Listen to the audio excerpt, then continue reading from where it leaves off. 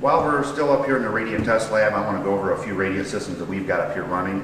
On this side, we've got electric systems, and this first one here is cement with sleepers in it. Basically, this is cement, it's like Gypcrete, and we stapled a Luan over it and used conventional 3/8. R4s are 3/8 solid tongue and groove that we've done a lot of those on Radiant systems. You glue and nail it, missing the tubes. We use nails like 3/4 inch on this one, 18 gauge. So we don't have to worry about hitting the electric wires in here that heats the floor. And the other one here, we've got electric grids with a Luan stapled over it. We know where the wires are because we've marked them right on top, so we know where to nail and glue to this. It's the same application basically on a regular plywood subfloor here. And then we've got a Gypcrete, and this one we used a 4-inch ash, and we used a trowel mastic and basically pinned it where we could. We had a few sleepers in here. If you take your time, it might take a little longer, but you could do it without nailing.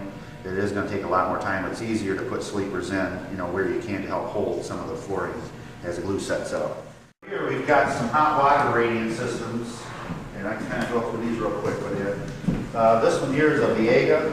It has a plywood that you drywall screw down, and it basically unfolds. This material right here, you drywall screw it to your 3/4 inch, let's say OSB subfloor is how we've got it here, and with a small PEX tubing in it.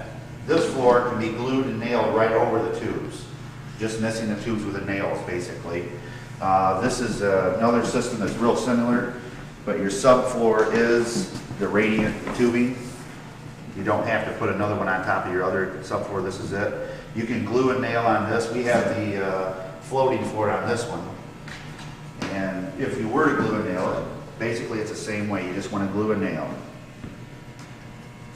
with a Titebond heavy-duty construction adhesive. And then we have one here that's the floating floor. It's a raw system. This one here seems to work real well with the floating system that we've got here. And then we've got a crate system here by Easy Floor.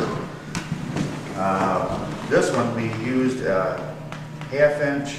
It's called Hardybacker 500. It's about a 1/2 inch thick. You can use like a 5/8 nail. You can glue a nail into it.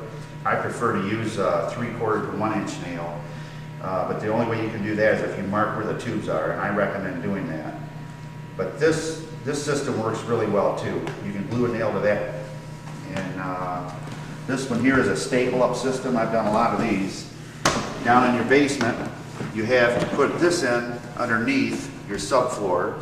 This is the tubes here.